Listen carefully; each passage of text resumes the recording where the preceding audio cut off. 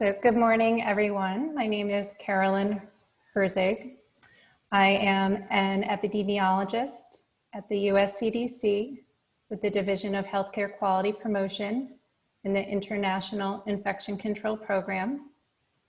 And I am absolutely delighted to be welcoming you to our second session in the series of Dialogues for Practice as part of the PrevCovid BR project for enhancing infection prevention and control to respond to COVID-19 in Brazil. We will have two speakers today. Dr. Fernanda Lessa will be talking about triage for suspected COVID-19 patients in healthcare facilities. And Dr. Regia Damus will be talking about isolation precautions for patients with COVID-19 in the Brazilian context. I have a few reminders for you. Interpretation in Portuguese and English is available by clicking the interpretation button at the bottom of your Zoom screen and choosing Portuguese or English. You can use the chat box at any time during the presentations. You can use this to ask questions or to comment on the topic or on the presentations. And you can also ask it for questions with regards to logistics or IT.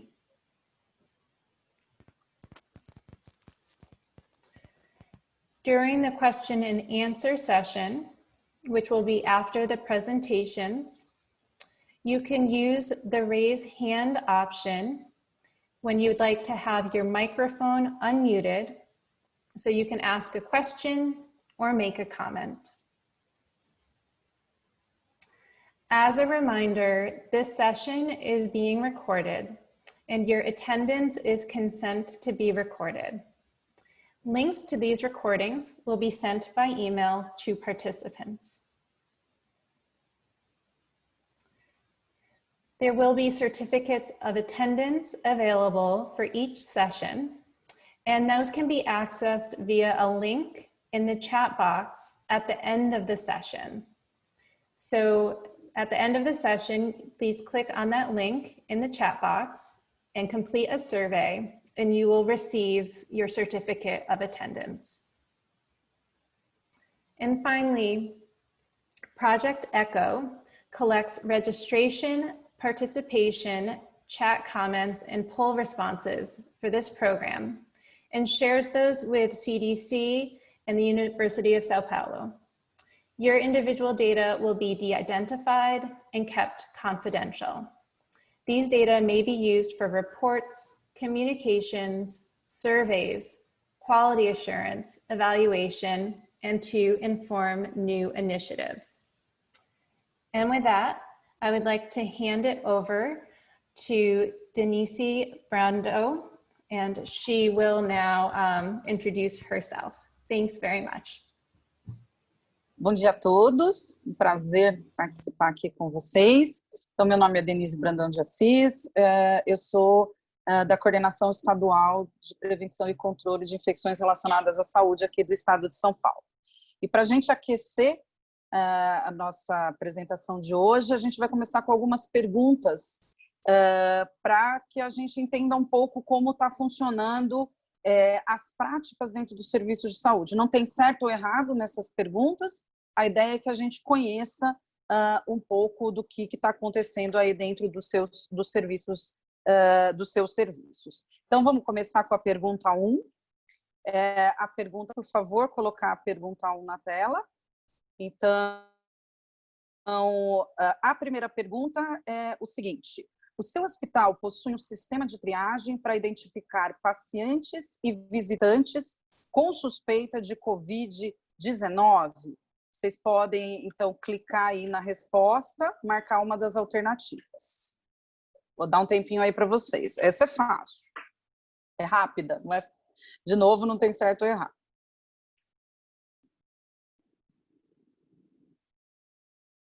Todo mundo já respondeu? Podemos passar para a resposta? Para a gente ver a porcentagem? Podemos passar? Podemos passar para as porcentagens, por favor. A resposta.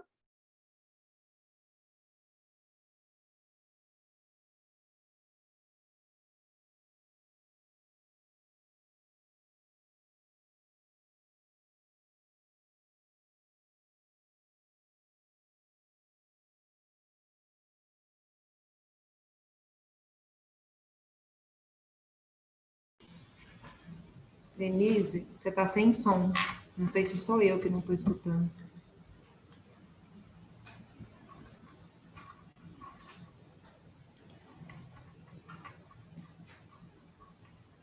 O som.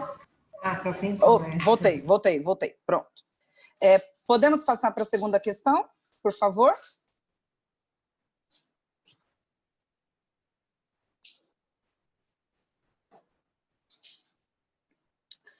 Segunda questão, então.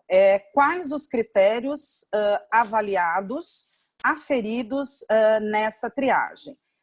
Quanto a essa pergunta, pode-se responder mais de uma alternativa é possível. Então, vamos lá, um tempinho, então, para vocês responderem. Então, as possibilidades são verificação de temperatura, critérios sobre sintomas, não tem um critério definido e não sei.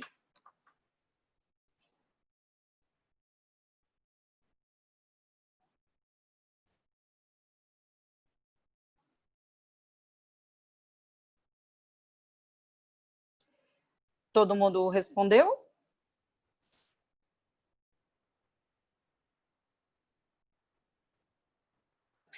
Em relação a essa segunda questão, a gente vê que a grande maioria tem a verificação de temperatura e uma outra porcentagem, 77%, responderam que também, além da temperatura, também tem um questionário sobre sintomas. Vamos passar para a terceira pergunta, por favor.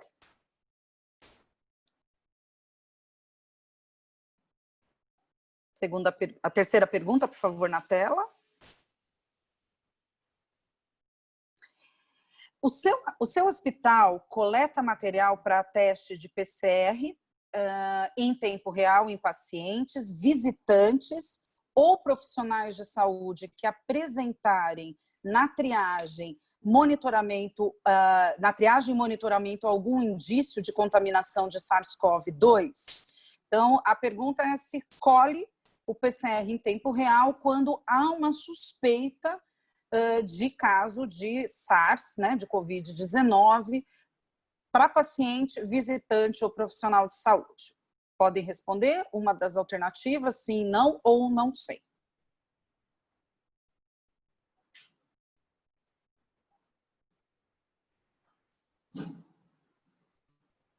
Todo mundo já conseguiu responder?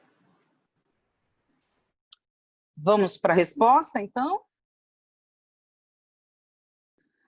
Aqui a gente tem uma porcentagem até razoável de pessoas que não sabem, né, se está sendo feita essa coleta do PCR, mas a maioria, 47%, diz que sim, que faz a coleta do PCR em tempo real nos casos de suspeita de Covid a partir dessa triagem, desses indícios de doença. Vamos para a pergunta 4, por favor.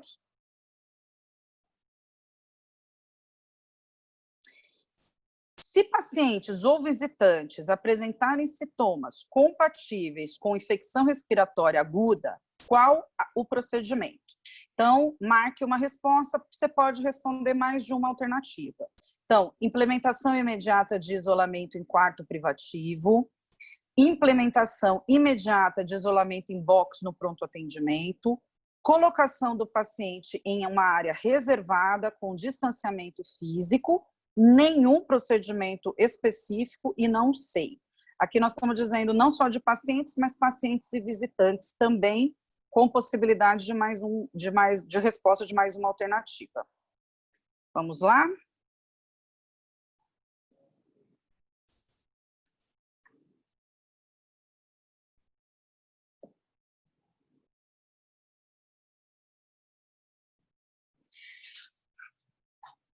Todo mundo conseguiu responder?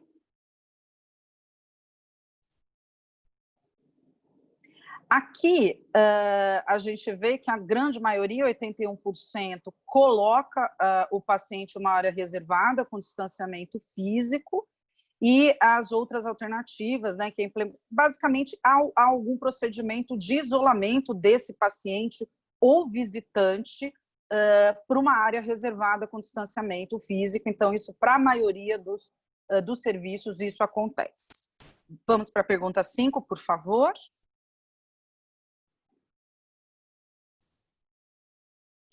O seu hospital executou alguma das seguintes medidas para reduzir o risco de contaminação? Aqui também é possível mais de uma resposta. Então, instalação de barreiras físicas entre os pacientes, acompanhantes e visitantes, isolamento de áreas críticas, instalação de de mais pontos para a higienização das mãos e outras medidas. Vamos lá, um tempinho.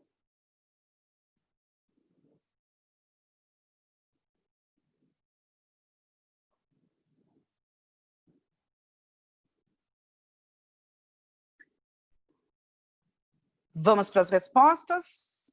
Eu tenho certeza que aqui vão ter muitas respostas, muitas alternativas possíveis. Pode passar a resposta, por favor?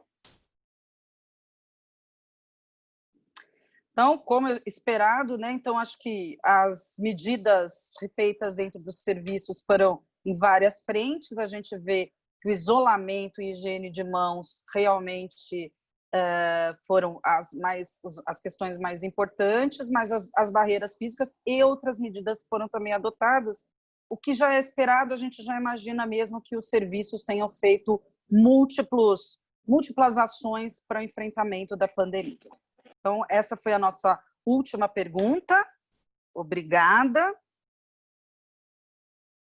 Vamos agora passar para as apresentações propriamente dita. Então, aqui já fizemos o aquecimento e vamos agora discutir as questões a respeito de triagem e precauções de isolamento para pacientes com Covid. Então, nós vamos agora passar para as apresentações. A nossa primeira convidada é a doutora Fernanda Lessa. A doutora Fernanda Lessa, ela é brasileira, mas atualmente ela trabalha no CDC. Ela é a líder da equipe de prevenção do Programa Internacional de Controle de Infecção na Divisão de Promoção da Qualidade em Serviços de Saúde no CDC. E, durante essa pandemia, ela tem sido a ligação com a OMS, trabalhado na elaboração de documentos para orientação global e, para nossa sorte, é brasileira também, então, que nos dá muito orgulho de recebê-la aqui. Muito obrigada, doutora Fernanda. Obrigada, Denise. É um grande prazer realmente estar aqui com todos vocês. Quando a Uzi e a Carolyn me convidaram para participar, e eu soube que eu ia dividir essa apresentação com a Régia, que foi minha preceptora na CCIH do Emílio Ribas, não tive dúvida em aceitar. Então, realmente um grande prazer estar aqui com todos vocês e colegas realmente tão queridos, fazendo parte desse importante projeto. Então, como a Denise disse, eu tenho, na parte da resposta do Covid-19, eu tenho trabalhado muito com a Organização Mundial de Saúde, nas diretrizes de PCI, tanto na área de hospitalar, como também até em áreas não hospitalar. E uma das coisas que o CDC fez foi colocar procedimentos operacionais padrão, que são praticamente como nós podemos traduzir essas diretrizes e realmente implementar. Então, na verdade, essas considerações operacionais que o CDC desenvolveu foi realmente para ajudar na implementação das estratégias da OMS. E foi discutido com a OMS essas considerações operacionais. Então, o que eu vou falar para vocês hoje é sobre triagem. Está disponível no nosso website, mas eu acabei de fazer a atualização dos slides. Então, os slides que eu vou apresentar para vocês, novo, não está no website. E eu não estou conseguindo passar a minha apresentação para o outro slide. Só um momentinho que eu vou tentar aqui novamente. Agora foi. Então, para essa apresentação, e desculpa se tiver qualquer erro de português, tá? Porque eu traduzi tudo ontem à noite e tem a autocorreção do computador, então algumas coisas podem não ter saído correto. Então, a primeira coisa que eu vou falar é sobre o que é triagem. Depois eu vou abordar o que os pacientes podem fazer antes de chegar ao hospital. O que os hospitais, unidades de saúde, podem fazer para minimizar os riscos de transmissão entre pacientes e profissionais de saúde. Também vou falar o que os profissionais de saúde podem fazer para se proteger e proteger seus pacientes da Covid-19. E, por último, vou falar sobre considerações para manter os serviços de saúde quando o número de casos da Covid-19 na comunidade estão aumentando. Então, o que é a triagem? A definição de triagem é a separação e classificação de pacientes para determinar a prioridade de tratamento e o local apropriado, se esse paciente vai ser internado, se esse paciente vai ser tratado em casa. Para a pandemia da Covid-19, a triagem é particularmente importante para separar os pacientes com provável infecção por Covid-19 dos outros pacientes. E uma triagem efetiva realmente pode prevenir a transmissão da Covid-19 para pacientes e profissionais de saúde. Quando essa pandemia começou, lá no começo de janeiro, os primeiros casos que vinham em profissionais da área de saúde estavam vindo realmente do setor de emergência. Então, na Inglaterra, como aqui nos Estados Unidos, foram reportados principalmente nesses profissionais da área de saúde que estavam trabalhando no setor de emergência, mostrando que realmente a triagem é extremamente importante para a prevenção da infecção nos nossos profissionais da área de saúde. A realidade de muitos hospitais, e essa é uma foto do Brasil de uma triagem, tá? E é uma triagem que estava ocorrendo pré-Covid. E essa é a realidade de muitos hospitais. E você vê essa triagem extremamente lotada, pacientes em pé, outros sentados, super agregados. Então, nós vamos conversar hoje como é que a gente pode fazer a modificação dessa triagem. Uma publicação recente, que no final de julho desse ano, mostrou o quanto de profissionais de área de saúde se infectaram com a Covid-19. E esses dados são da Inglaterra e são dos Estados Unidos. E mostra, a barra em vermelho, são profissionais da área de saúde que eles chamaram de profissionais da linha de frente. A linha de frente foram considerados qualquer profissional com contato direto com os pacientes. E em azul é a comunidade em geral. Então, olhando para a incidência, que é a coisa mais importante que a gente tem que ver é realmente a incidência. Então, você vê que nos profissionais da área de saúde, nos 2 países, total, foram 2.740 infecções por 100 mil profissionais da área de saúde. Então, comparado com 242 por 100 mil na comunidade, chamando realmente atenção na hora da prevenção da infecção para os profissionais da área de saúde. Tem vários desafios com a Covid-19, e um dos grandes desafios que a gente tem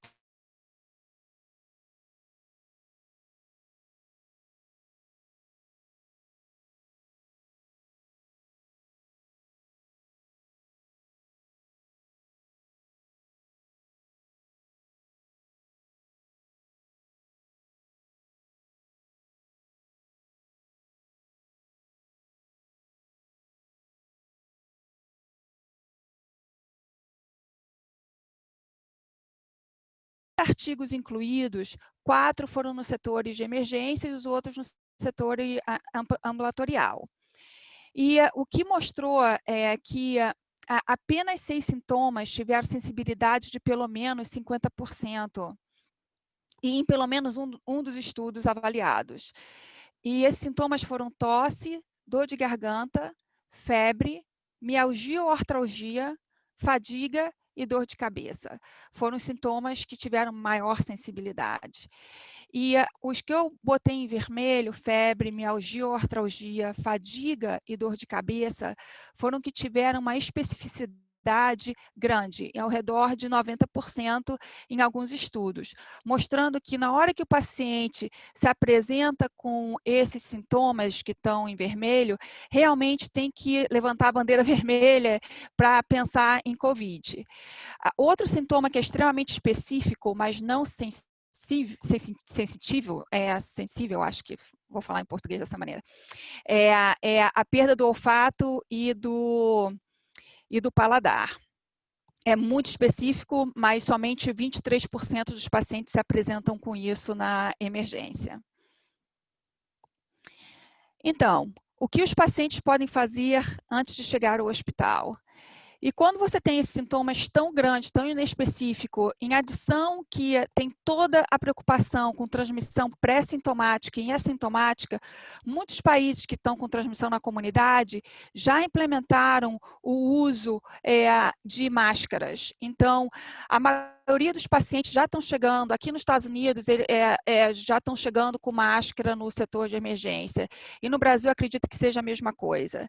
Então, uma das coisas que o paciente deve fazer, mesmo que ele chegue ao setor de emergências já usando a máscara apropriada, é informar o provedor de saúde que ele está buscando atendimento devido aos sintomas sugestivos da COVID. O que a OMS recomenda é que, se você tem sintomas sugestivos de COVID, você tem que usar a máscara médica. Para aqueles que não têm sintomas sugestivos de COVID, é a máscara de fábrica. E a OMS, ela recomenda pelo menos essa máscara de fábrica de ter camadas.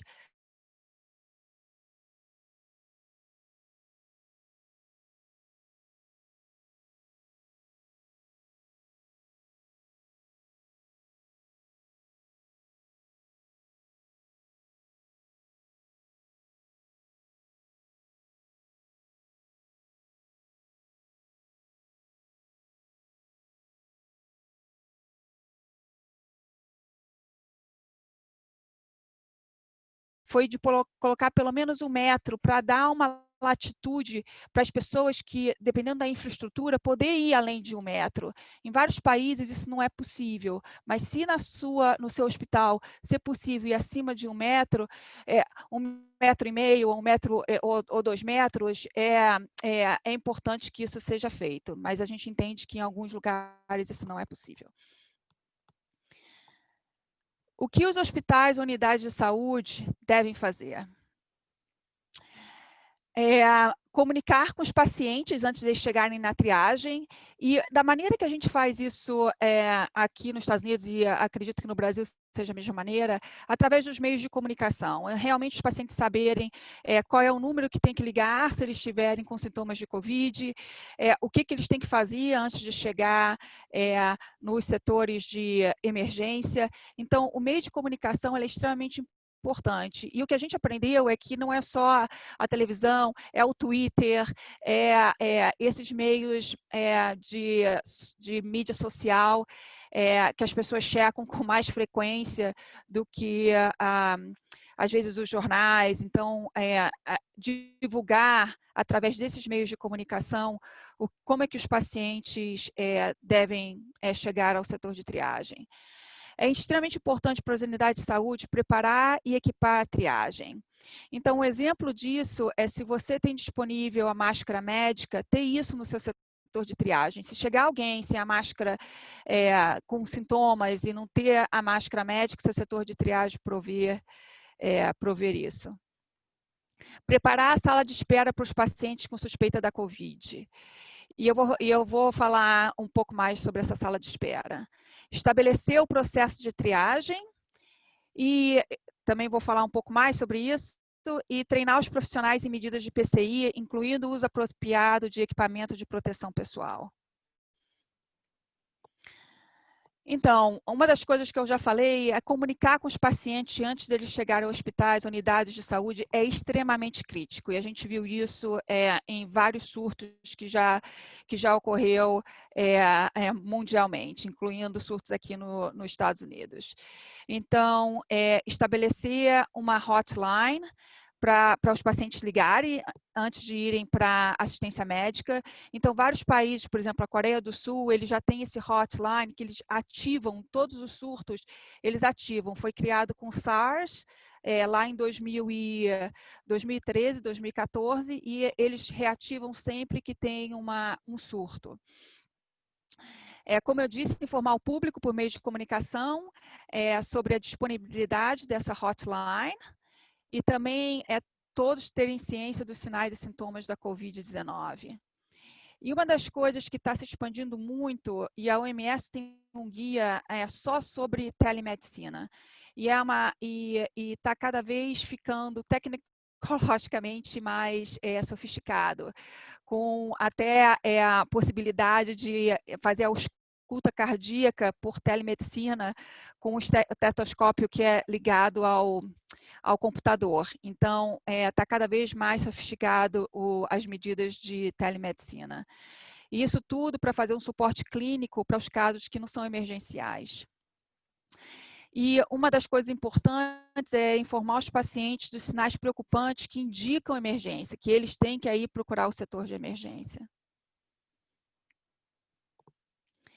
Bom, como preparar e equipar a triagem? É crítico colocar sinais em locais estratégicos da unidade de saúde, para que esses pacientes com Covid-19 saibam exatamente onde eles têm que ir assim que eles chegarem na unidade de saúde, para reportar se eles tiverem sintomas suspeitos de Covid.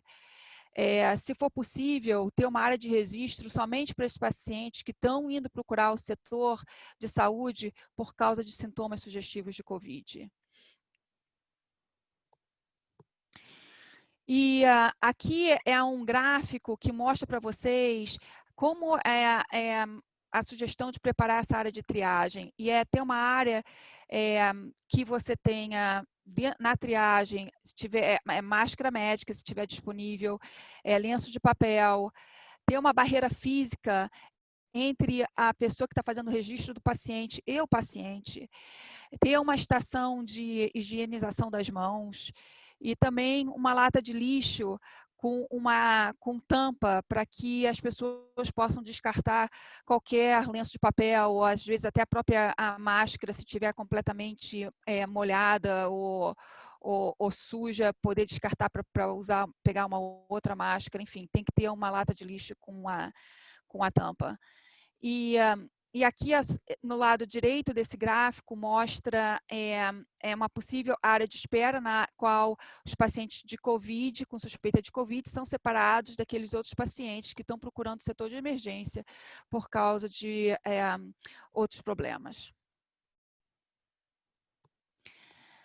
Alertas visuais também são extremamente importantes e o CDC tem diversos alertas visuais. Alguns deles são traduzidos em português.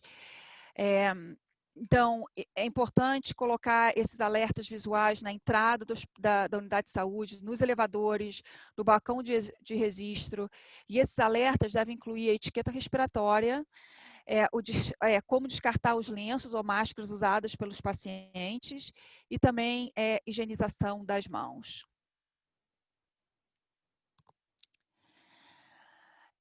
A área para os pacientes suspeitos de Covid-19, ela tem que ser uma área extremamente bem ventilada.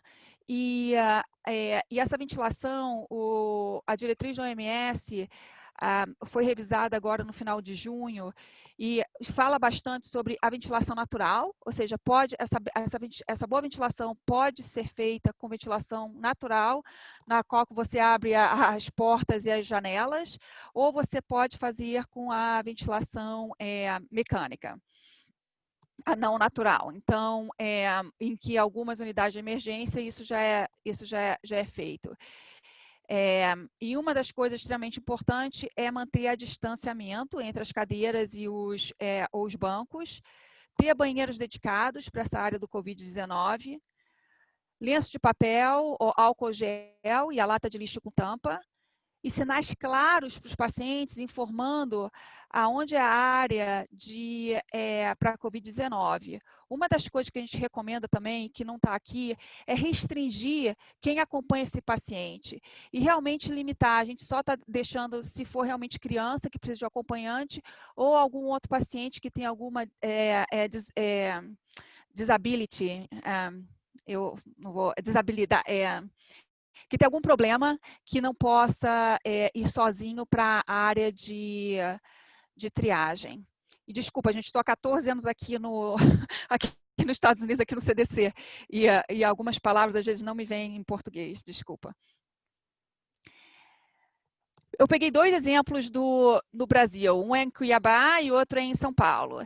E eu posso até voltar esse slide depois, no final, porque tem coisas extremamente certas. Nessa primeira em Cuiabá, você vê que eles têm banheiros dedicados para essa área de triagem, você vê que tem os bancos sendo separados por 1 metro, eu vejo todo mundo aqui de máscara, o que é excelente, mas tem coisas não adequadas aqui, que seria bom que se a gente pudesse discutir isso depois. E aqui é uma outra área de São Paulo, na qual você tem as barreiras entre o pessoal que está fazendo a triagem, você tem a lata de lixo com a tampa, eu vejo aqui na parede o álcool gel, o profissional de saúde usando proteção de olho, a máscara, e, enfim, podemos também discutir quais são as outras coisas que a gente não vê nessa foto, mas talvez tenha nessa área de triagem, mas a gente não está vendo aqui, que é recomendado. O processo de triagem é extremamente importante. E uma das coisas que nós recomendamos é você apontar um corpo clínico de médicos e enfermeiros para avaliação dos pacientes com sintomas sugestivos da Covid-19. E esse corpo clínico ser realmente bem treinado, não só na identificação desses casos, mas também como na prevenção da transmissão da Covid-19. Todo o pessoal administrativo trabalhando na recepção também tem que ser treinado para evitar também a transmissão para esse pessoal administrativo. E é importantíssimo ter um fluxograma de triagem que seja estandardizado. E no nosso procedimento operacional, que está no nosso website, a gente colocou 2 exemplos. Quando o país está com a transmissão na comunidade limitada, ou seja, não tem, só tem alguns clusters, mas você pode identificar o link epidemiológico, ou então no caso de transmissão ampla, na qual você já não tem mais link epidemiológico nenhum e está com uma transmissão extrema na comunidade. E o que eu vou apresentar para vocês, eu não vou falar sobre os 2 exemplos, o que eu vou mostrar para vocês é o exemplo da transmissão ampliada, porque esse é a situação nos Estados Unidos e a situação também no Brasil. Pela OMS, pelos dados da OMS, o Brasil está com transmissão ampliada na comunidade. Então, dado a isso, esse é um exemplo que pode ser usado, na qual eu utilizei aqui a definição da OMS, que é identificar sinais comuns e sinais e sintomas comuns da COVID, e o que a OMS diz na diretriz deles, que foi atualizada, de vigilância da COVID, é que é o começo agudo de febre, e pode ser também febre medida ou história de febre e tosse. Uma coisa que é super importante, que você vê os asteriscos ali, é que paciente idoso, geralmente, ele não vai desenvolver febre. Então, é importante para esses pacientes idosos, se eles têm uma piora da tosse, para ter a suspeita do COVID, porque eles não vão fazer febre. Ou pelo menos 3 sinais e sintomas da Covid-19, por exemplo, tosse, mialgia, dor de cabeça, dor de garganta, perda do paladar ou do olfato. Uma vez que esse paciente é suspeito, ele vai colocar uma máscara médica. De novo, em algumas situações isso não tem, e esse paciente já deve estar chegando no setor de emergência com uma máscara. E se não tiver, e se o paciente não estiver usando máscara, usar outras alternativas, e a gente põe no nosso website outras alternativas, cobrir com uma camisa ou toalha, mas o mais adequado é se puder vir já com a máscara de fábrica, e principalmente essa máscara de 3 camadas. E imediatamente separar esses pacientes dos outros pacientes. E, como eu disse, essa área de separação tem que ser extremamente bem ventilada e respeitando essa distância mínima entre os pacientes. E, se possível, notificar o profissional de controle de infecção ou qualquer outro profissional de saúde que tenha um caso suspeito da Covid-19. A limpeza e desinfecção da área de triagem. A OMS tem um guia somente de limpeza e desinfecção que a Maria Clara trabalhou bastante. Maria Clara, que é parte desse projeto, ela trabalhou bastante nessa diretriz da OMS. E o que é recomendado nessa diretriz é focar, pelo menos limpar 2 vezes por dia e focar em superfícies de contato frequente.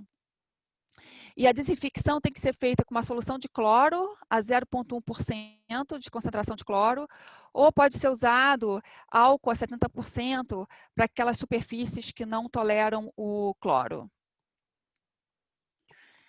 E os profissionais da área de saúde, como eu disse, vocês são extremamente importantes na luta da Covid-19. E sem vocês, a gente não pode alcançar o nosso objetivo de tratar desses pacientes cedo, como também parar a transmissão. Então, é extremamente importante para a proteção do nosso pessoal de saúde a aderência às precauções padrão, treinar também em precaução de contato e de gotícula, especialmente no setor de emergência, que raramente você vai conduzir procedimentos que geram aerossóis, na qual você vai precisar daquela máscara N95 ou o equivalente. Então, no setor de emergência é realmente importante o treinamento na precaução de contato e gotículas. Garantir que os procedimentos de limpeza e desinfecção estão sendo seguidos corretamente. E para qualquer profissional da área de saúde ficar em casa de se desenvolver qualquer sintoma sugestivo da Covid-19. E eu sei que isso tem sido um desafio de diversos lugares, porque às vezes você não tem a licença médica paga, ou às vezes você está com dificuldade de arrumar alguém para substituir no plantão. E eu tive diversos colegas meus brasileiros que foram infectados e não sabiam que estavam ainda com sintomas e vocês acabam indo para esse plantão. Então, é extremamente importante qualquer suspeita ficar em casa, se for o recomendável. Hey, Fernanda, I'm sorry to interrupt. I just wanted you to know that we are at time, so don't want you to rush you, but if we could wrap up in a couple minutes, that would be great. Thank you. Ok. Então, já vou terminar. Eu não vou nem para apresentar o último, mas uma coisa que eu queria falar é o equipamento de proteção pessoal. E uma das coisas que eu vi que na triagem de Cuiabá, por exemplo, que você viu, os profissionais estavam perto daqueles pacientes. E o que a gente recomenda é que aquele profissional que não tenha contato direto com o paciente, ou seja, não está fazendo o exame clínico, que pelo menos tenha o uso da máscara médica e da proteção dos olhos, que pode ser pelo uso do face shield ou o uso dos goggles. E para a área de registro é importante ter uma barreira física. E eu não vou falar sobre o equipamento de proteção pessoal para o isolamento de contato e gotícula, acho que a Régia vai falar sobre isso. E há medidas importantes durante a grande transmissão na comunidade para você manter o serviço de saúde, cancelar todas as consultas que não são urgentes. Se a visita é crítica, como imunização, cuidados pré-natais, identificar uma entrada separada no hospital para esses pacientes e reforçar a telemedicina. Uma das coisas que nós estamos fazendo, fizemos muito aqui nos Estados Unidos, foi cancelar ou adiar qualquer procedimento cirúrgico que não fosse urgente, para até preservar o equipamento de proteção pessoal para a linha de frente do nosso profissional de saúde. E expandimos também os horários de atendimento para evitar a superlotação da triagem, especialmente em horários de pico. Então, com isso, agradeço a todos pela atenção e espero a discussão no final. Muito obrigada, Fernanda. Excelente apresentação. E acho que está tendo algum probleminha com a Régia. Então, acho que a gente pode passar para perguntas para você e depois voltar para a apresentação da Régia e continuar. Se você quiser seguir. Ah, você Meu voltou, computador Régia? deu problema, que apagou de vez, aí eu Mas entrei agora em outro. Você consegue? Você consegue? Acho que sim. Régia. Nossa, que nervoso. Ah, então ótimo. Tá bom. Não, sem problemas, a gente daria um jeito. Começaríamos com a Fernanda. Não fique calma. Então, agora, voltamos, problemas técnicos resolvidos. E vou te apresentando, fica tranquila. Vocês só precisam autorizar meu compartilhamento de tela, porque eu tive que abrir de novo. Peraí. Caroline, autorizar. needs to, the authorization to share the presentation, please. Oh. Let me just double check. Yes. I could also make them a Eu co-host. esqueci que nós temos tradução. Esqueci, desculpa. Please do. You're the presenter? Eita, ainda tá falando que Régia? não. Hi. My presentation is not... Okay. No.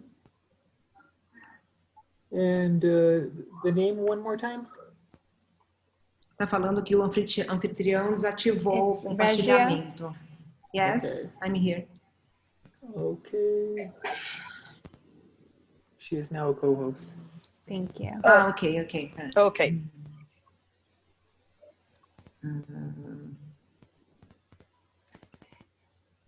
Denise, would you like to introduce Regia, or shall I? Ok. I will Thank you. introduce her. Thank you. Régia, então quem vai falar agora com a gente é a Régia. A Régia é uma grande parceira do Programa de Controle de Infecção aqui do estado de São Paulo, velha conhecida nossa, e ela é médica infectologista do Instituto Emílio Ribas, coordenadora do controle de infecção do Hospital Estadual Vila Alpina e do Hospital São Luís Itaim e o Hospital Emílio Ribas. E como eu já disse anteriormente, uma grande parceira aqui do programa estadual, com participação também, não sei se ela ainda continua na APC, mas é uma grande parceira nossa. Muito obrigada, Régia. Pessoal, vocês estão vendo a apresentação? Estamos vendo, fique tranquila. Ah, tá bom. Bom dia, eu gostaria de agradecer o convite, né, primeiro de participar desse projeto tão importante, né, para o Brasil, como o Hospital Estadual Vila Alpina. Queria agradecer também o convite da aula de hoje, da Maria Clara, da Denise, e é um prazer também falar com a Fernanda, né, que foi minha residente no Emílio, estivemos juntas aí lá atrás, não tão atrás, né, Fernanda? E vou trazer um pouquinho da nossa experiência aqui de precaução e isolamento na era Covid, lembrando que o Hospital Estadual Vila Alpina é um hospital público.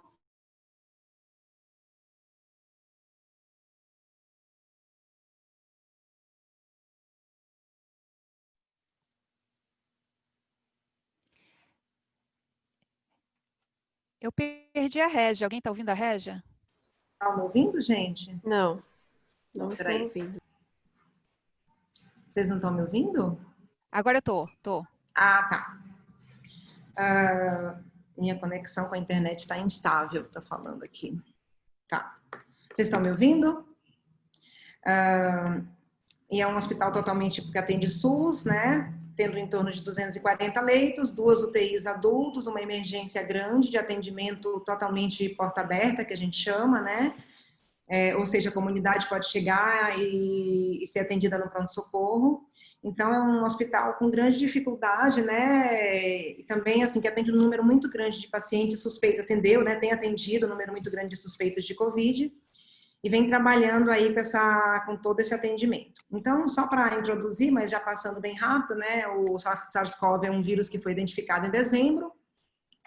Logo em 11 de março, a OMS falou sobre o estado de pandemia da Covid. 20 de março, o Brasil reconheceu a transmissão comunitária de coronavírus em todo o território nacional. E em 14 de março, nós tivemos o nosso primeiro caso aqui no Vila Alpina, né? Só para contextualizar onde que nós estávamos em relação ao mundo. Lembrando que no Brasil, a gente tem 4 milhões de casos acumulados e 126 mil óbitos, né? E de acordo com a OMS, 75 a 80% dos pacientes vão desenvolver algum sintoma leve, 15 a 20% vão ter quadro moderado a grave e 5% vão ter quadros críticos. E é esse o grande problema, né? Esses 15 a 20% aqui que a gente tem atendido de forma muito importante também aqui no hospital. Então, a Covid é uma emergência de saúde pública, os hospitais têm que se preparar para minimizar a exposição e número de casos de adoecimentos em profissionais da saúde e em outros pacientes. Eu achei bem interessante esse gráfico da Anvisa, que ele mostra as possíveis situações de risco para a transmissão do SARS-CoV. Um paciente pode passar para outro, um paciente acompanhante ou visitante pode passar para os nossos profissionais, os profissionais podem passar a doença para os pacientes ou acompanhantes, e os profissionais podem, né, se infectar, se contaminar entre si. Então, essa barreira dentro do hospital, a gente tem que se preocupar em interromper essa transmissão. Os casos em profissionais da saúde, né, vem acontecendo de forma muito importante, lembrando aí que na Holanda publicou que 6,4%, né, a prevalência em profissionais da saúde, China 3,8% e Wuhan 5,1%, mostrando uma incidência mais alta quando comparado com a população geral. E no Brasil já foram 173 mil casos, né, com casos de síndrome gripal confirmados em profissional da saúde, fora aqueles casos, né, que realmente ninguém chegou à confirmação.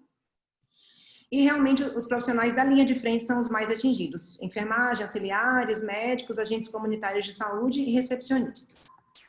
Então, a transmissão da SARS-CoV ocorre por meio de, principalmente, né, gotículas respiratórias, expelidas durante a fala, tosse ou espirro, contato direto com pessoas infectadas, contato direto e indireto com objetos ou superfícies contaminadas, aerossóis que são gerados durante alguns procedimentos específicos. Né, levantou-se a questão de que talvez o aerossol fosse transmitido independente dos procedimentos geradores de aerossol, foi levantada essa questão também pela OMS. Existem vários estudos aí que já observaram os aerossóis presentes em ar de hospitais da China, mas não se conseguiu ainda comprovar essa transmissão, mas isso fica bem evidente em áreas mal ventiladas, né? Então, mas o que se sabe atualmente, o que se considera atualmente é que a principal transmissão é através de gotículas e contato, direto e indireto, e ficando o aerossol vinculado a esses procedimentos geradores de aerossol. Então, no geral, as gotículas, elas de aproximadamente 10 micras, né, elas são produzidas pela tosse ou pela fala, contém inúmeras partículas virais, e geralmente a tosse, ela produz partículas maiores e a fala partículas menores. Então, talvez aí a questão também da transmissão de pacientes assintomáticos, toda essa questão aí de, né, o paciente falando, ele pode talvez produzir essas gotículas infectantes. Então, que precauções instituir para a COVID? Então, a gente tem várias publicações, várias fontes. Eu sempre falo assim que a gente nunca leu tanto sobre uma doença, né? Todo dia sai artigo novo e a gente tem que se adequar. E isso é um desafio no sistema de saúde. Essa rápida movimentação de toda a equipe para dar conta de tudo que sai novo e de alterações que a gente tem visto. Então, a gente, baseado em todos os guidelines da própria Anvisa, nós instituímos precaução de contato, gotículas e aerossóis em situações geradoras de aerossol, né, como mandam os manuais e os guidelines. E definimos que nas situações geradoras de aerossol, E quais são elas? Aspiração de vias aéreas, indução de escarro, reanimação, intubação orotraqueal, ventilação não invasiva, broncoscopia, ventilação manual, são os procedimentos que geralmente estão no rol, né, de geradores de aerossol. O que se tem dúvida se realmente tem geração de aerossol é a inalação, né, o nebulizer administration, que eu traduzi aqui como inalação, e a oferta de oxigênio em alto fluxo. Isso é um questionamento até que a gente teve dúvida também na hora de instituir, por exemplo, o uso diferenciado da máscara nesses pacientes que estavam em uso dessas duas situações. E só lembrando, né, que as gotículas são partículas grandes, acima de 5 micra, não atravessam longas distâncias, geralmente se depositam aí em torno de 1 metro, não se mantêm suspensas no ar. E os aerossóis são partículas abaixo de 5 micra, geralmente. O agente está infectando o núcleo da partícula, né? Disseminam-se por vários metros, então, geralmente acima de 6 pés, aí, né? Que se fala em 1,8 metros. E elas ficam suspensas no ar, estão ligadas aos procedimentos geradores de aerossóis. Então, geralmente, quando tem uma tosse ou espirro, o aerossol ele vai classicamente aqui para o ar, né, para cima, e as gotículas vão para o piso, se depositam aí em menos de 1 metro.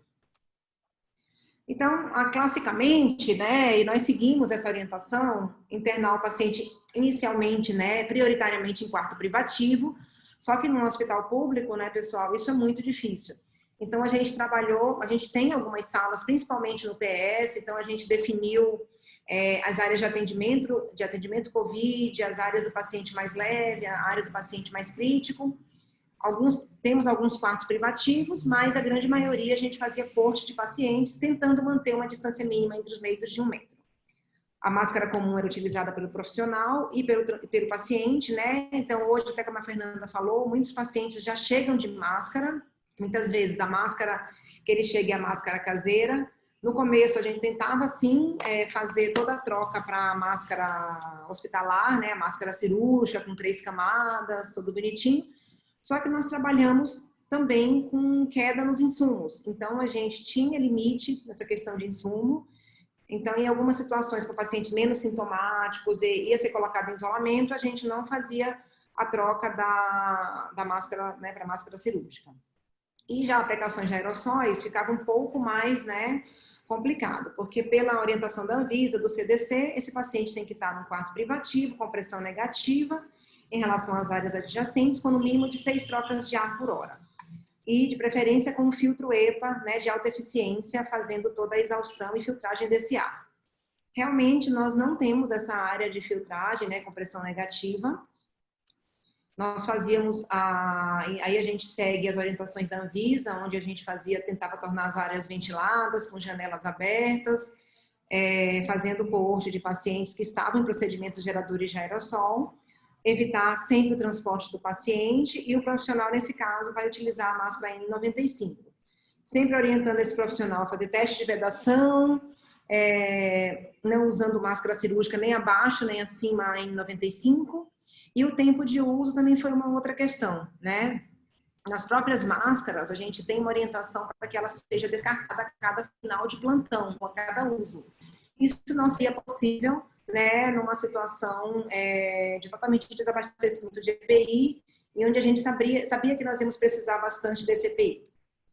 Então, no Vila Alpina, nós instituímos uma precaução: a máscara cirúrgica, o óculos de proteção, o face shield, né, o protetor facial, o gorro.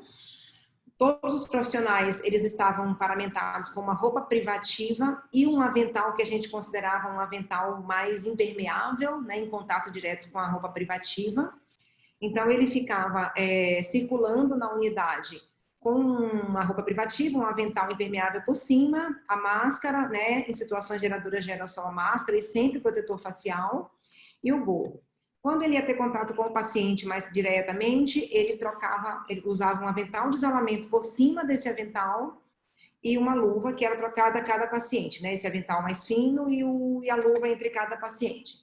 Na frente de cada quarto ou de cada leito, nós instituímos mesinhas para colocação de todo, né, o suporte para o profissional, com um produto para desinfecção de superfícies e de face shield, de óculos, né, um álcool para higiene de mãos e, se possível, na grande maioria a gente conseguia os itens individualizados por paciente.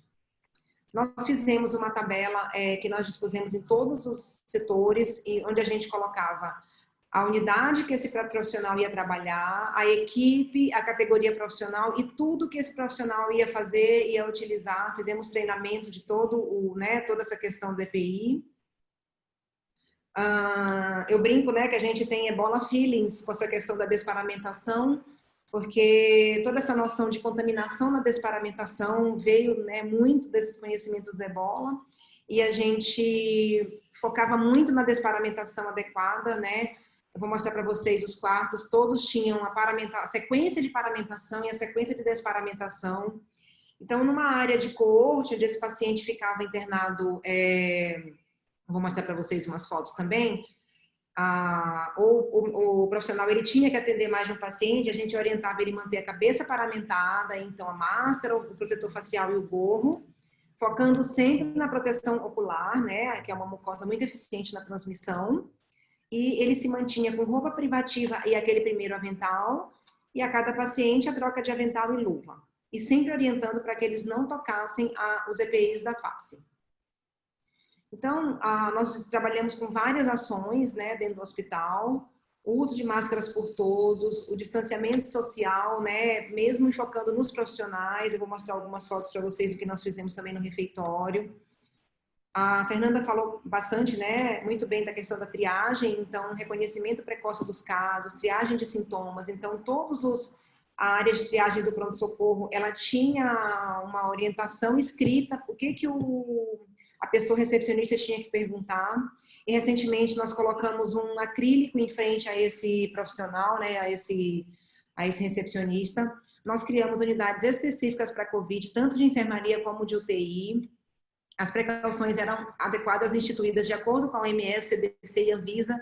Isso, né, de acordo com novas orientações, a gente ia mudando, fazendo mudanças junto com a equipe. Enfocamos na questão da sequência de paramentação e desparamentação. Fizemos várias visitas, né, em conjunto com toda a equipe multiprofissional para aumentar os insumos de higiene de mãos. A questão de proibição de visitantes. No uso da máscara por todos, né, foi muito discutido aqui no hospital, isso já está implementado, porque também nós temos a lei municipal de uso obrigatório de máscara, né, municipal e estadual, e tem muitas evidências já na literatura que a transmissão de SARS-CoV ela reduz tanto na comunidade como na instituição de saúde pela questão, né, da diminuição de gotículas na fala, que ela é bloqueada pela máscara. Nós criamos também a hora da limpeza e enfocamos a higienização das superfícies. A higiene também foi toda treinada nessa área separada para COVID. Fizemos treinamento em manejo do óbito para esse profissional, para ele entender que esse paciente tinha que, né, que descer segundo as nossas orientações municipais, com dupla mortalha, com desinfecção da superfície externa da mortalha, com uma identificação no peito desse paciente. Nós criamos um comitê de crise multidisciplinar, onde nós utilizamos até hoje, né, uma ferramenta Huddle diário, através do Zoom, onde nós fazemos, junto com a diretoria do hospital, a gestão de leitos, avaliação de equipamentos respiratórios, também insumos, medicamentos, sobretudo os anestésicos, né, que diminuiu bastante a disponibilidade de anestésicos, a suspensão de atividades ou de cirurgias eletivas que podiam comprometer tanto a questão de uso de EPI como o uso de anestésicos também no hospital.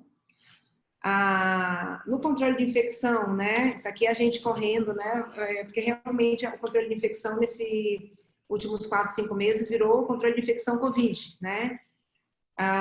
Nós intensificamos toda essa parte, né? Nós já somos núcleo de vigilância epidemiológica, então essa parte de notificação teve que ser priorizada. Ao mesmo tempo, não poderíamos deixar auditorias de precaução e higiene de mãos, né, dos profissionais.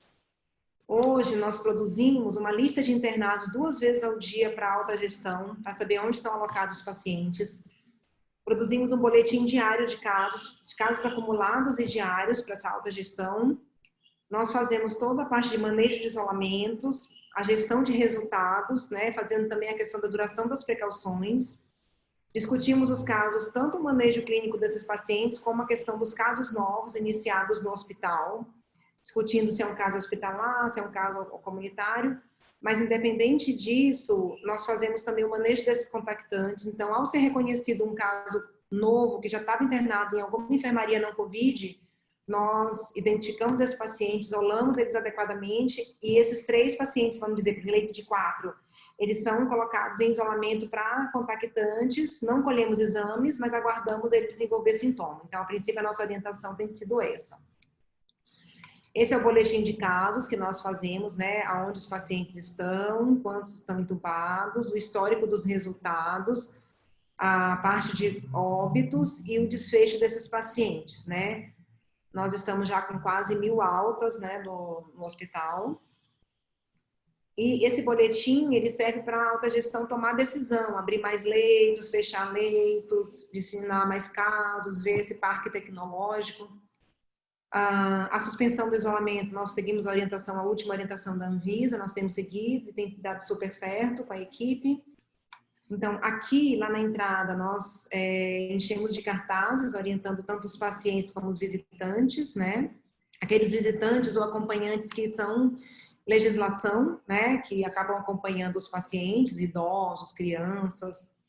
Na triagem do pronto-socorro, lá no começo, quando ficava uma pessoa lá atrás, identificando os casos e oferecendo máscara. Hoje, a grande maioria 100% dos pacientes praticamente chegam de máscara. Se a gente identifica alguém que não chega, a gente fornece uma máscara cirúrgica.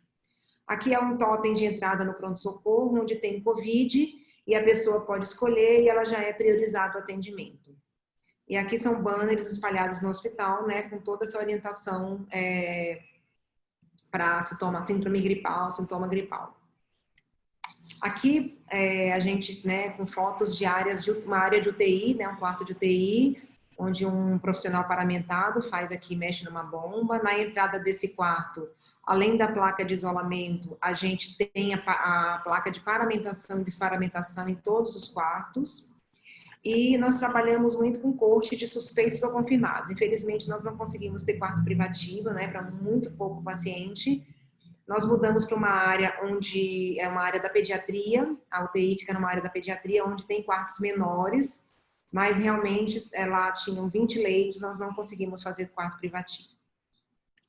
Então, pela Anvisa, quando você não consegue, né, você pode deixar quarto, como você não tem toda aquela questão ventilatória, você pode deixar a porta fechada e o quarto bem ventilado com janelas abertas, né? Quando não for possível o quarto privativo, corte de suspeitos ou confirmados.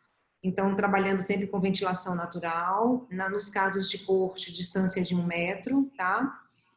E naqueles locais que a gente entendia onde o procedimento gerador de aerossol tinha alta chance, como as UTIs, a gente já solicitava que o profissional utilizasse a máscara N95 durante todo o tempo de trabalho e o protetor facial. Nós tivemos, deixa eu ver se eu tenho uma foto aqui, nós fizemos uma área de coorte, né, de pacientes, onde o profissional, quando ele aproximava do paciente, ele estava de avental e luva, mas ele ficava todo o tempo paramentado, tanto o protetor facial como o óculos ou máscara N95, gorro, e esse avental mais encorpado abaixo, né?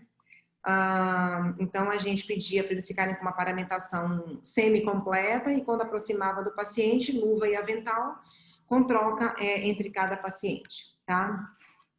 Nós também fizemos vários treinamentos, né, de retirada e colocação com sequência bem estabelecida, reforço na capacitação de higiene de mãos, assim como ampliação da disponibilidade de produto alcoólico, painéis visuais com orientação de sintomas para pacientes e acompanhantes.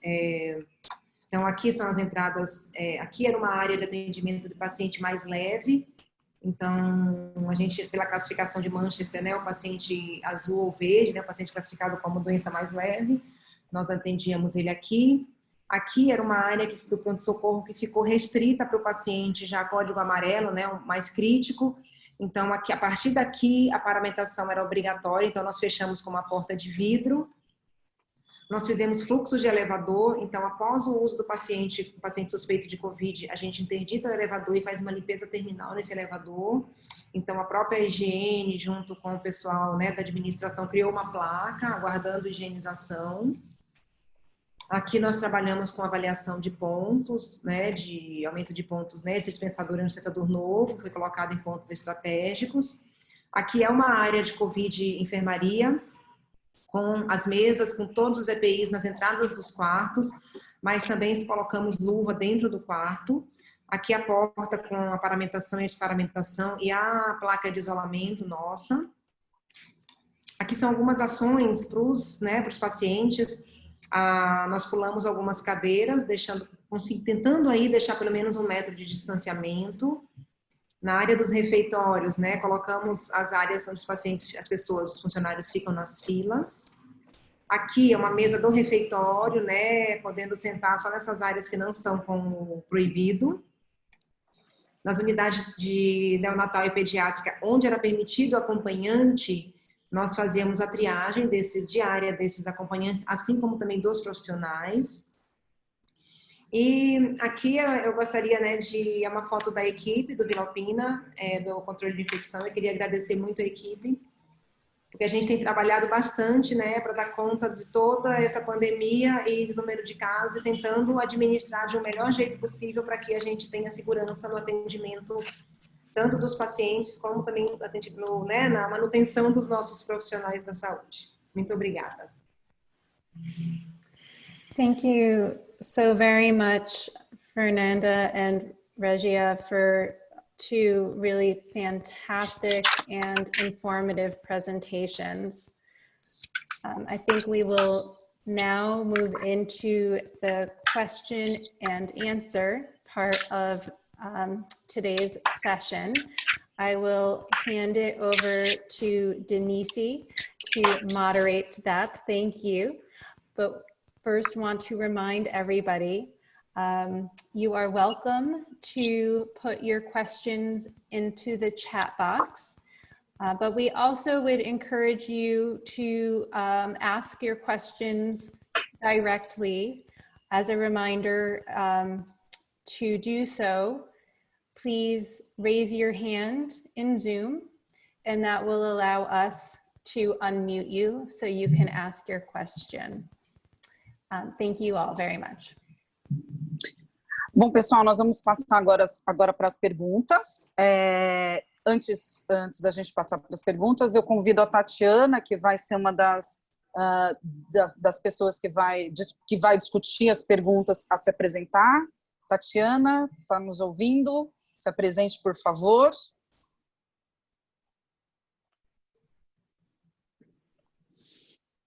Tatiana? Oi, estão me escutando? Sim? Então, sou Tatiana, né? Estou aqui no Amazonas desde 2003.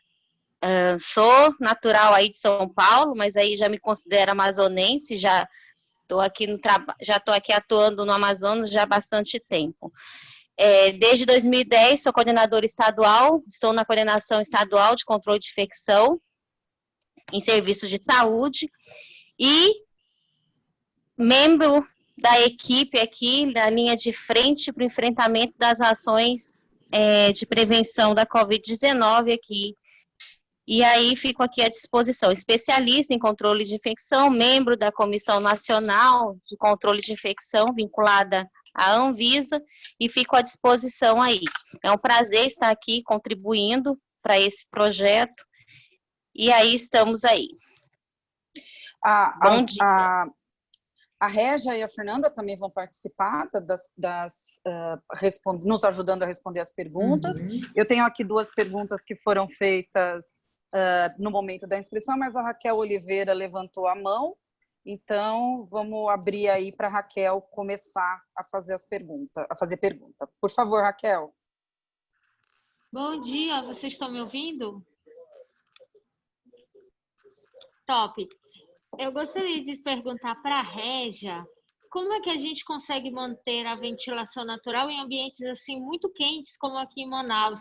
Os hospitais aqui, todos eles utilizam ar-condicionado, né, em todos os lugares, porque não tem como a gente conseguir um ambiente agradável, digamos assim, sem a ventilação com o ar-condicionado. E a minha outra pergunta com relação para a Fernanda Lessa, eu gostaria de saber como é que ocorre a busca pelo atendimento médico das pessoas que têm sintomas de Covid, mas que não têm planos de saúde. E também queria saber se essas apresentações poderão ser disponibilizadas para a gente. Obrigada. Vamos começar com a Régia? Régia? Vamos. Nossa, pergunta É difícil. babado. Bastante bastante assim, desafiadora, né? Raquel, realmente é um desafio enorme. Aqui em São Paulo, eu vou te falar bem a verdade. A gente é um clima assim ameno a maioria do tempo, mas a gente tem momentos onde a temperatura é muito elevada. E a gente também acaba trabalhando também, tem impossível não trabalhar com ar-condicionado. O que até que a OMS coloca em algumas situações, usar alguns tipos de exaustores com drenagem de ar para fora, mas entendo também que isso pode ser uma dificuldade, uma vez que ele vai tirar todo o ar, né, mais fresco de dentro do seu local de trabalho. Uma coisa que a gente pode fazer, instituir que aquele ambiente, o que a gente fez também, né, em áreas principalmente de terapia intensiva, onde a gente não conseguia fazer abertura de janelas, a gente instituía que aquele ambiente era de alto risco até para aerossóis. Então, a gente mantinha totalmente a equipe paramentada do ponto de vista, eu até mostrei, né, que a gente teve uma área de coorte de UTI, onde a gente realmente tinha que manter o ambiente fechado e com ar-condicionado. A gente trabalhava com áreas abertas, mais nas áreas de enfermarias. Então, a gente tentava fazer vedação dessa área, manter o paciente com o profissional paramentado à cabeça, máscara N95, protetor facial e gorro, durante todo o momento de trabalho, todo momento que ele estivesse ali. É por isso que eu te digo assim, é uma situação desafiadora, porque é muito difícil manter esse profissional atento a essa paramentação durante todo o tempo. Mas eu, né, trabalhando também em um hospital de poucos recursos, imagino como você também, não sei se você está em algum hospital público, a gente não tem filtragem EPA, a gente não tem sistema de exaustão, então a gente entendia áreas ventiladas, enfermarias, a gente conseguia fazer abertura de janela, área de UTI, a gente entendia que era de alto risco, e mantinha a equipe paramentada 100% do tempo que ele se mantivesse lá dentro. Não sei se ajudei ou atrapalhei mais, mas... Não, acho que ajudou porque é uma realidade de muitos hospitais do país. A gente sabe que não tem essa infraestrutura, principalmente na parte de ventilação. A gente descobriu, né, que a gente tem uma falha muito grande quando a gente se deparou com a Covid. Fernanda, a próxima questão era para você, a questão dos pacientes que não têm convênio, como que é o atendimento. Ótimo. E Denise, eu posso só complementar a questão do ar-condicionado, porque é uma questão que a gente recebe sem parar de outros países também. Fica à vontade, vai ajudar muito a gente, Fernanda, por favor. Então, é uma questão que vem não só do Brasil, mas, por exemplo, a África, que é um país extremamente quente, vários países da África são extremamente quentes, e essa questão do ar-condicionado, ela é trazida a todo momento, porque ar-condicionado não não está provendo uma boa ventilação. Não quer dizer que se você tem um ar-condicionado, você tem uma boa ventilação. Então, o que alguns países estão recomendando é que mesmo com a janela aberta, você pode ligar o ar-condicionado. Então, manter o ar-condicionado ligado com a janela aberta. Não vai te oferecer, talvez, uma diminuição da temperatura da maneira que você acha que é extremamente adequada. Mas, por exemplo, é o que a África do Sul faz. Eles põem a janela aberta com o ar-condicionado ligado. Ou então as unidades portáteis de filtro EPA, só que elas são muito caras e você tem que ter uma manutenção extremamente adequada para que seja eficaz. E uma das coisas que a gente fez, que no meu trabalho com a OMS, a gente desenvolveu diversas perguntas e respostas só na área de ventilação, que está no website da OMS. E, Denise, depois eu posso até mandar o link para você dividir com o pessoal, que eu não tenho contato de todo mundo. Por favor, manda para a gente, porque realmente é uma questão muito importante aqui. Acho que você viveu um pouco isso na época aqui de Emílio Ribas, e que se mantém esse problema, a ventilação ainda é um desafio nos nossos serviços. Mando para você sim. E até a gente também até tem questões relacionadas também ao uso de ventiladores, que é uma pergunta também que vem sempre. Enfim, eu vou enviar para a Denise e a Denise pode enviar para todos vocês. Em relação a atendimento da área de saúde para o pessoal que não tem seguro, o atendimento médico aqui nos Estados Unidos, o bom do Brasil é que vocês têm saúde universal. Então, isso é extremamente maravilhoso, o que a gente aqui não tem nos Estados Unidos. No entanto, é obrigatório o atendimento na área de emergência para mesmo pacientes que não tenham seguro de saúde. Então, isso é obrigatório dentro dos Estados Unidos. Acho que a Tatiana queria complementar alguma coisa nessa questão da ventilação, Tatiana.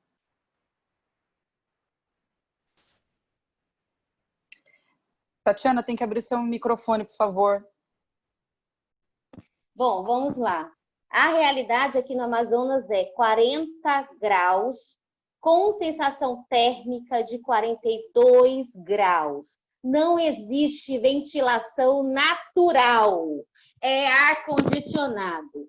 Então, a realidade é limpeza, intensificação. Raquel, limpeza, intensificação da limpeza de áreas de filtro de ar-condicionado.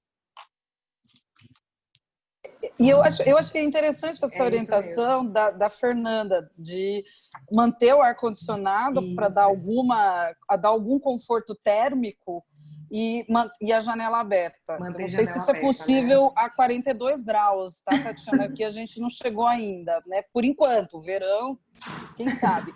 Mas essa sugestão de manter a janela aberta me parece, mesmo com o ar-condicionado ligado, para tentar manter um certo conforto térmico. Me pareceu uma boa questão. Régia, veio uma outra pergunta.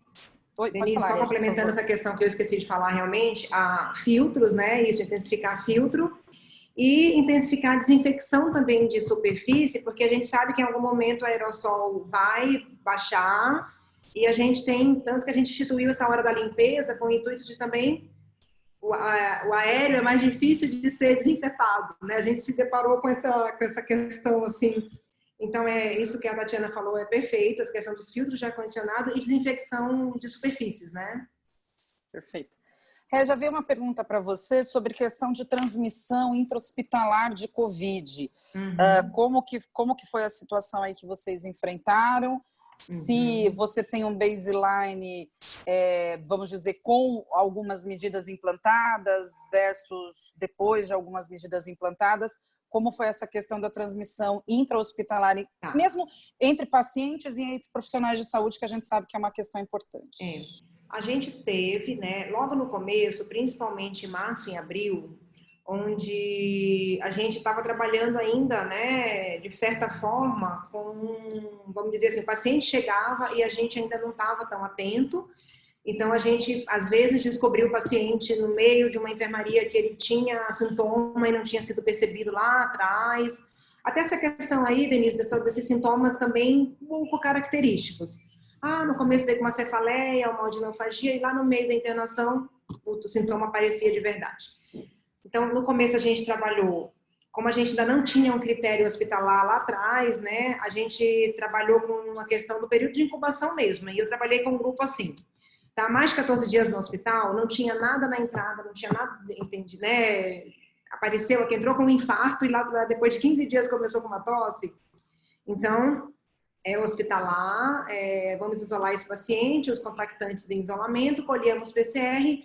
A gente teve em torno de uns 8 a 10 casos, mais ou menos, e tivemos uma questão dentro da unidade neonatal, que a gente teve uma mãe que estava visitando um bebê, e aí ela sentiu-se mal, teve uma bacteremia, o médico do pronto-socorro, graças a Deus, entendeu que aquilo podia ser Covid, e era.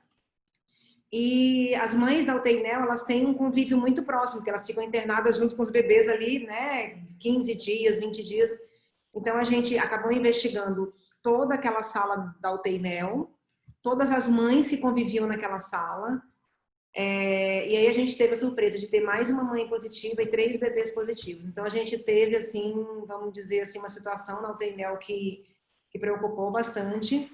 A gente teve algumas situações de profissionais do mesmo setor que tinham doença, né, junto. Então, nós optamos naquela época para colher de todo mundo, né? a gente teve uma situação em alguns setores até administrativos, né?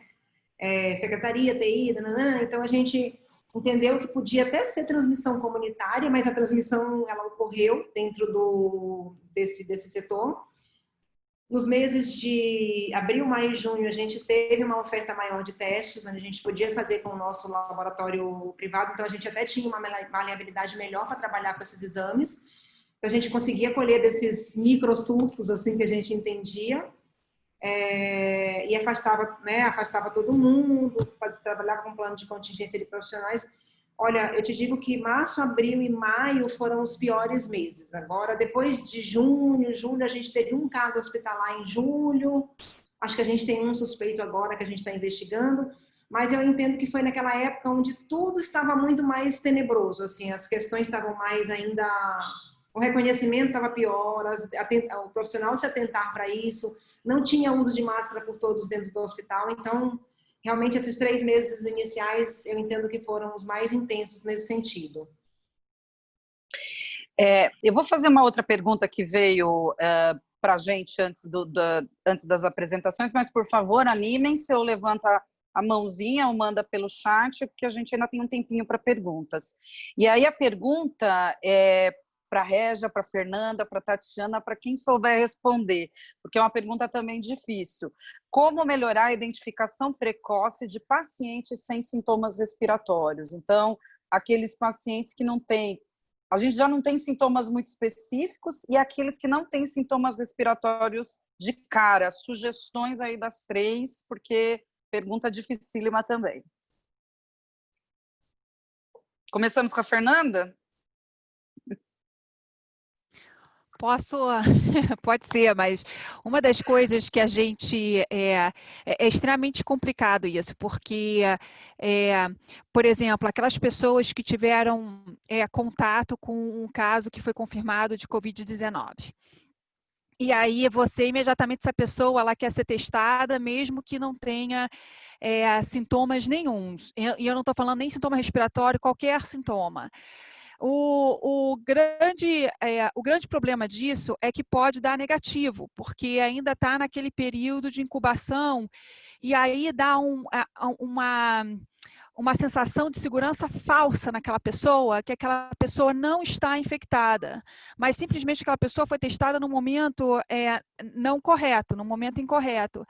Então, o que aqui nós estamos recomendando, sem ser, de novo, em profissionais da área de saúde ou em situações de surto, se não tiver sintomas, a gente aqui não tá testando. Até porque, senão, a disponibilidade que você tem de teste tem que ser absurda para que você consiga fazer toda essa testagem de pessoas completamente assintomáticas. Então, a gente está priorizando aquele profissional da área de saúde que foi exposto, ou os profissionais da área de saúde sintomáticos, ou na comunidade aqueles que têm sintomas.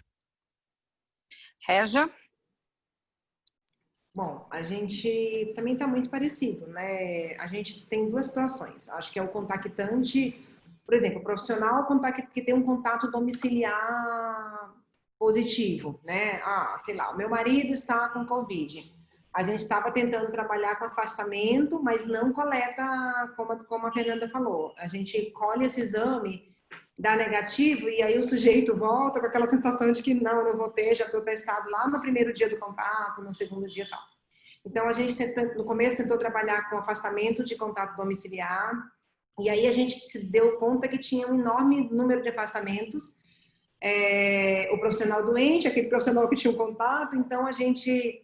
Até com a questão da instituição das máscaras universais, isso melhorou muito, né? Porque você já tem, vamos dizer assim, uma diminuição da transmissão se você é um sintomático. Agora, o paciente em si, a gente não colhe realmente. Até nesses contactantes aí que eu comentei, daqueles casos que eram descobertos novos, que a gente tirava e deixava os 3 isolados, a gente se debateu com será que a gente colhe, não colhe, deixa isolado? Eu falei, vai mudar alguma coisa da gente colher agora e deixar ele isolado por 14 dias? Não, então a gente não colhia.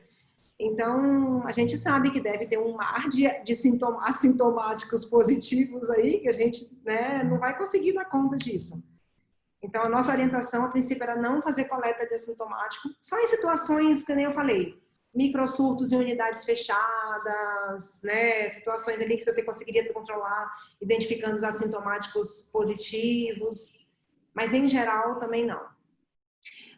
Tatiana, acho que é interessante você falar, você tem só 2 minutos, tá, Tatiana? Seja rápida, mas discutir um pouco, porque nós temos uma orientação do Ministério de busca, né, de contatos, recente, uma busca dos contatos e a orientação de fazer o isolamento das pessoas que foram contato por 10 dias, como que isso está sendo trabalhado aí. E aí, infelizmente, nós vamos encerrar com a Tatiana nessa pergunta, e devolvemos para a Carolyn. Mas a gente tem... Vamos lá, Tatiana, por favor. Seu microfone, Tatiana. Perdi 5 segundos, vamos lá.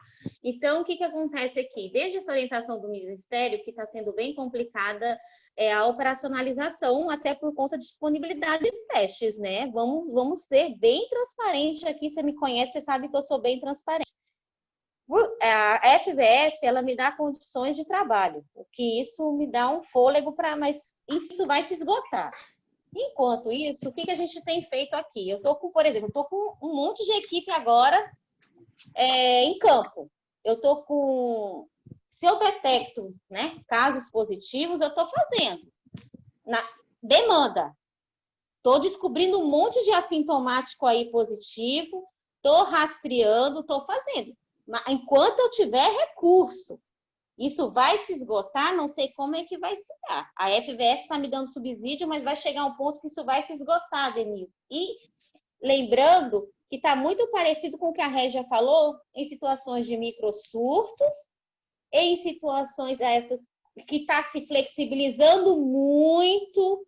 Eu estou tendo, por exemplo, essas questões de eventos, a turma está indo agora aqui para boate de novo, eventos de 200 pessoas, um positiva, então aí eu vou lá e rastreio todo mundo, enfim, é isso que está acontecendo. E eu estou descobrindo um monte de assintomático. Isso está me deixando muito preocupada. Então, Talvez, daqui... talvez e aí é isso que está acontecendo. Talvez seja o que a Régia falou, talvez partir para o isolamento por 10 dias, mas não necessariamente fazer o exame caso esse paciente ou essa pessoa se mantenha assintomático, fazer só o teste para o sintomático. Vou ter que encerrar aqui agora. Muito obrigada para vocês. Vamos devolver para a Carolyn, ninguém sai ainda, todo mundo aqui. Mas agradecer muito a Fernanda, muito a Régia, agradecer de novo, né, Régia, porque sempre estamos juntos, e a Tatiana também. E agora passar para a Carolyn. E agradecer, claro, todo mundo que participou, foi muito boa, foi muito bom realmente, foi muito boa essa sessão, e a gente se vê no próximo, a Carolyn vai dar os recados para vocês. Thank you, Denise, and thank you to the panelists. That was a terrific discussion. I have just a couple of reminders. The link to the survey is right now in the chat box. So in order to receive your certificate of attendance, and there will be a certificate of attendance for each session, please look in the chat box and click on that link and complete the survey.